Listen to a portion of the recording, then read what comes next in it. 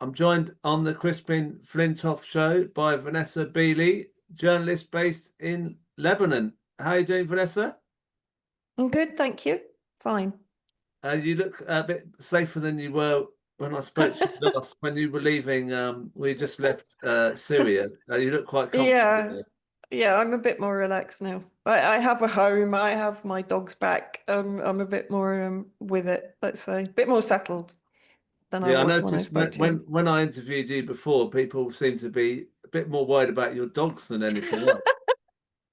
Well, I Um, can kind of understand that because I think I was a lot more worried about the dogs than about myself. Because they can't take care of themselves. But people will be very glad to know that three are rehomed and three are now here. The last one arrived uh 2 days ago, actually. oh The wow, pit bull. that's soon, that recent. I mean, oh wow. Yeah. Um, So they're all back with me now. Well, I mean, I wanted to ask you to come. I want ask you to come on, mostly because I saw this uh, on your Substack, which Mm. I haven't seen anywhere else. Blair emerges on the Lebanon scene as, I like the way you use inverted commas, Israel escalates aggression on southern towns as Trump fails to disarm the regional resistance on behalf of so-called Israel. Blair is brought in to further pressure Lebanon to disarm the local resistance. Uh, he's also been mentioned with Gaza, the plan to whatever they're going to do in Gaza, and he's there. What do you make of this?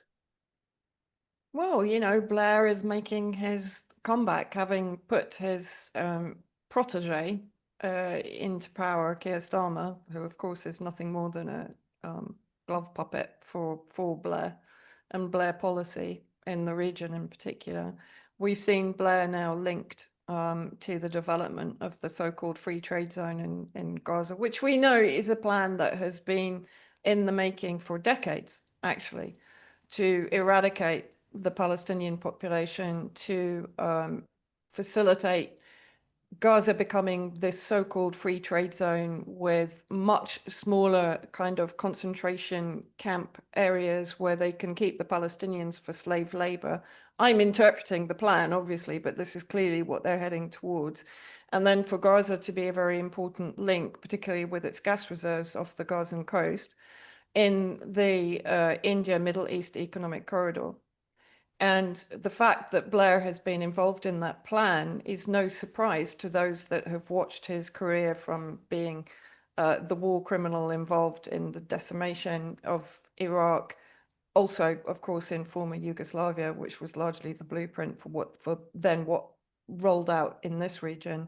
We've seen Starmer take on Jonathan Powell, who was formerly Blair's security advisor. Starmer adopted him just before the fall of Syria in December 2024. And then lo and behold, it comes out that Jonathan Powell was in fact involved in the rebranding of Jolani when he was still in Idlib, in control of the Al-Qaeda affiliates in Idlib that then were given power in Damascus. And Jonathan Powell headed up the organization called Intermediate that has now dispatched operatives to Damascus to coach and to train Jolani's henchmen into becoming the political entity in Damascus. Of course, they're not being very successful because the ongoing ethnic cleansing and massacres of Syrian minorities is not being addressed by any of these British entities under the control, ultimately, of Tony Blair. And now what we're seeing in Lebanon is the failure of the Trump regime, and particularly the economic hitman, as I call him, Tom Barrack, who had his hand in the first election of Trump, was involved in corruption between the Trump election and the UAE, in particular, lobbying the UAE to support Trump and then lobbying Trump to invest in the UAE. He's involved, of course, in the so-called investment in Syria, which is nothing more than an illusion of investment, just as we saw in post-2003 Iraq, where the US, Paul Bremer, was bringing in huge investment, none of which, of course, ever reached the people of Iraq. And the same thing now is happening in Syria. It's basically crony capitalism. Barrack will be pocketing a lot of the money that is being pledged by the likes of Saudi Arabia, UAE, but most of the companies are shell companies. They're not actual companies. I've actually done a pretty big investigation into this. And Blair is involved in all of this. Now, with the failure of Tom Barrack to bring the Lebanese government to heel and to force the Lebanese armed forces that are sponsored by the United States to effectively disarm Hezbollah and the other affiliated resistance factions in the south of Lebanon. Tony Blair is now being brought in as the kind of the backup to create this so-called international commission that is going to effectively steal Lebanese land in the south, so ethnically cleanse the people from an area of southern Lebanon, and to build, guess what, a free trade zone in that area, which will be under the direction of this international coalition, which means the theft of Lebanese territory, its occupation by the Zionists, and the use of the territory by Trump and Jared Kushner and Steve Witkoff and so on, the entire Zionist bloc, as a free trade zone. Wow. Sorry, that was I was trying to condense an awful lot it's into. incredible what you've just described. It's hard to take in everything you've just said.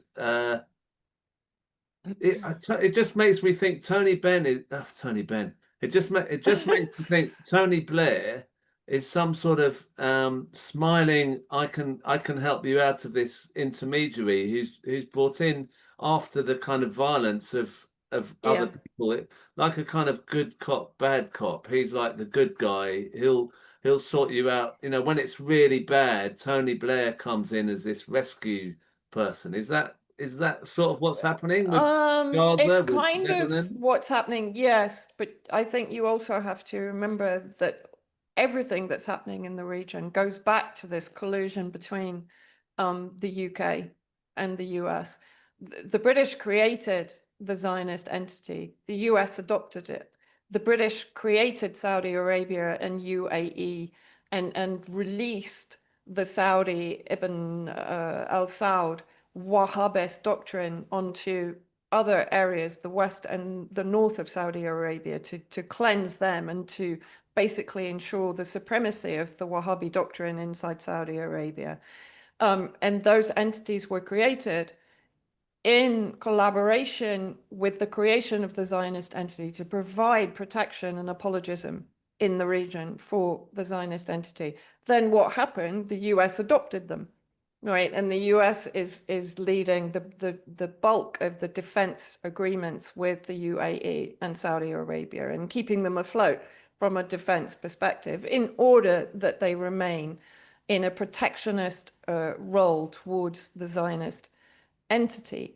And then if you look at the Bush-Blair doctrine in Iraq, it was the communiques between Bush and Blair that demonstrated exactly how they were enforcing the Israeli clean break doctrine in the region, starting with Iraq and then going to Syria. Syria was so important for breaking the back of the resistance axis because it was, one, the main land bridge for weapons to come from Iran through West Asia and into Lebanon and Palestine. And secondly, most importantly, Syria was actually producing many of the weapons that are being used by the Palestinian resistance. So when Israeli intelligence were actually discussing kind of where to go next, they made the decision, no, we have to break Syria first rather than Lebanon. So now what's happening, you have a policy of isolationism and encirclement of the remaining resistance zones. So isolating Palestine from Hezbollah by creating the southern buffer zone, isolating Hezbollah from Iraq and Iran and even Yemen by breaking Syria. And we'll come back onto this because of the buildup of the US military presence and Israeli expansionism into Syria, increases that isolationism and encirclement of Hezbollah. Now Hegseth, the Minister of War for Trump, the President of War, not of Peace, as he was elected on, is threatening Iraq that there will be a regional escalation. And if any of the resistance actors inside Iraq come to the help of whoever is involved in this escalation, he hasn't made it clear whether it's Yemen, Iran, Hezbollah, or all of them, then Iraq itself will be targeted. He's threatened the Minister of Defense in Iraq. So we're looking at now, as I said, the ICE, because they couldn't break the unity of the resistance, right? Even with the fall of Syria, the resistance has continued here in Lebanon in support of Palestine. The Palestinian resistance has not been broken. Despite everything, Hamas has not disappeared. In fact, I would say the ranks of Hamas have swelled 1,000 times because of the atrocities committed against Palestinians. So in fact, Hamas is more popular than it was pre-October the 7th. Hezbollah has been seriously weakened by the assassination of its leadership, by the fall of Syria, but it's rebuilt. And this is a big worry. It's a big threat for Israel. And they can't kill an ideology. They can't kill an idea that says, your occupation is wrong. Your occupation is unlawful. The Palestinians have a right to their land. You have to leave because you're not legally on Palestinian territory. You're not legally on Lebanese territory. You're not legally on Syrian territory. There is something that I'm wondering about it with this is the people in America are starting to question Israel. We've seen Candace Owens and Tucker Carlson from the right, we'd associate with the right wing, talking a lot about Charlie Kirk and all this stuff. And Israel's losing popularity.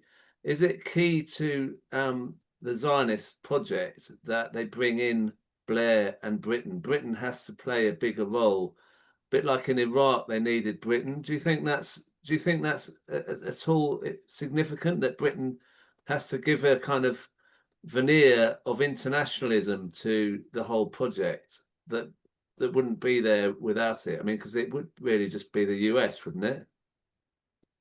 Yeah, I mean, that's an interesting thought that I hadn't looked at before. I mean, I would say what's happening in the United States with regards to Charlie Kirk, Candace Owen, Tucker, and so on, and there being some pushback against the Zionist movement rather than just Israel, because the Zionist movement is what has captured the UK, the EU, the US, not Israel per se. Israel is a component in the Zionist movement, a very important one, particularly regionally. I think as regards this region, I don't think honestly Israel really cares about what Tucker Carlson and so on are saying back in the United States. That might have an effect on US policy, although under Trump, I think that's extremely unlikely because Trump's administration is one of the most pro-Zionist or pro-Christian Zionist administrations we've ever seen, I think. And I think all of these rumors about there being rifts between Trump and Netanyahu are nonsense.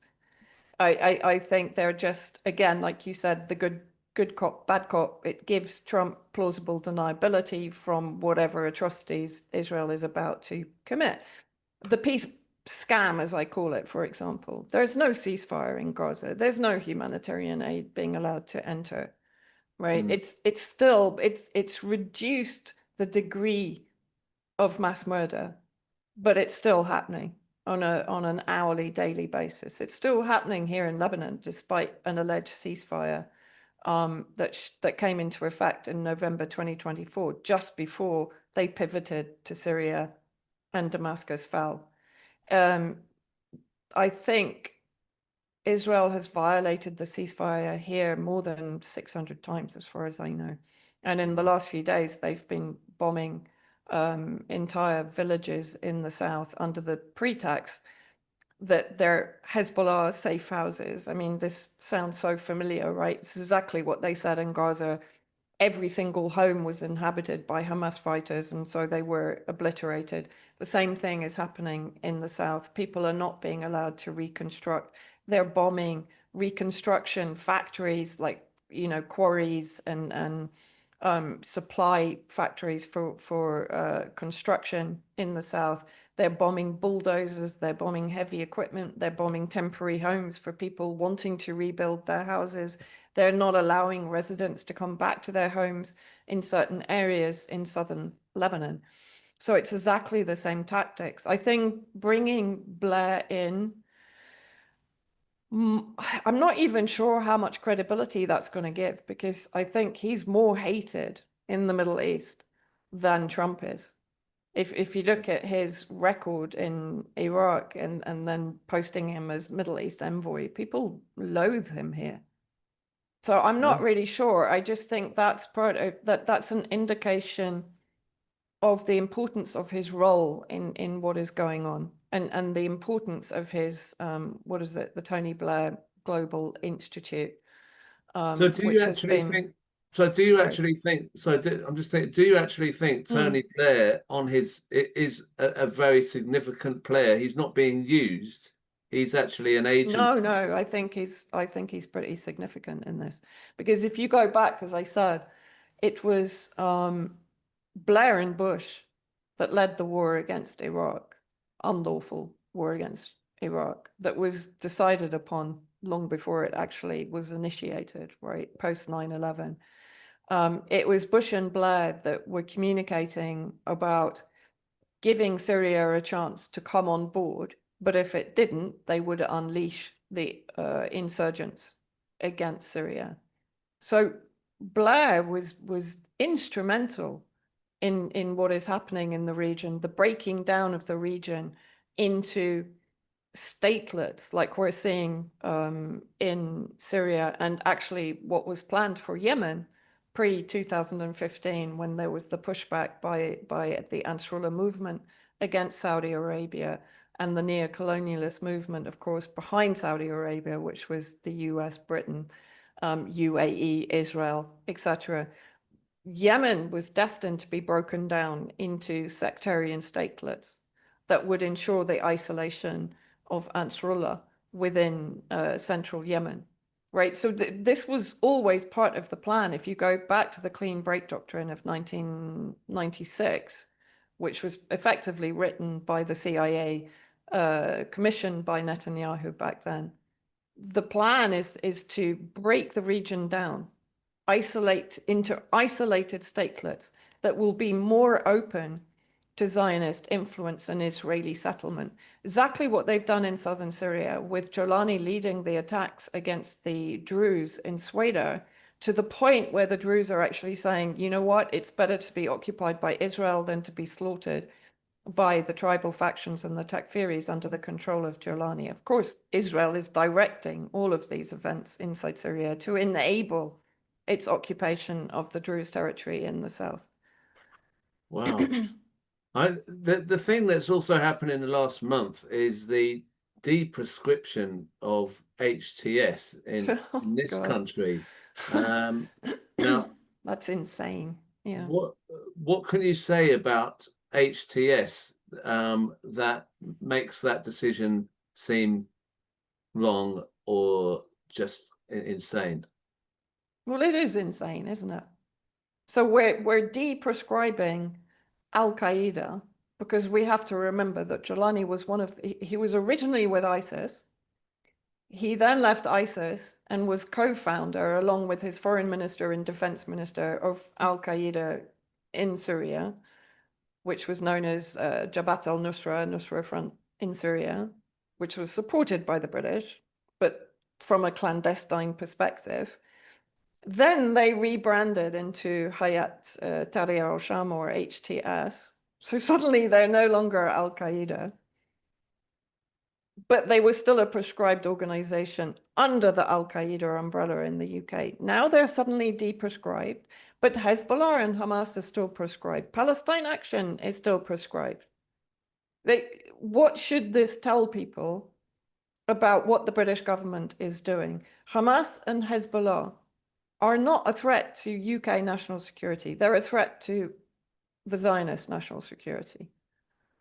HTS is not a threat to the Zionist national security because Jolani was recognized even by his closest fighters in Idlib as being an agent of Israel. In fact, he had one of his close commanders bumped off because he started writing songs pointing out that Jolani was actually a Zionist agent. He wasn't, you know, an ideologue or a caliphatist or anything like that.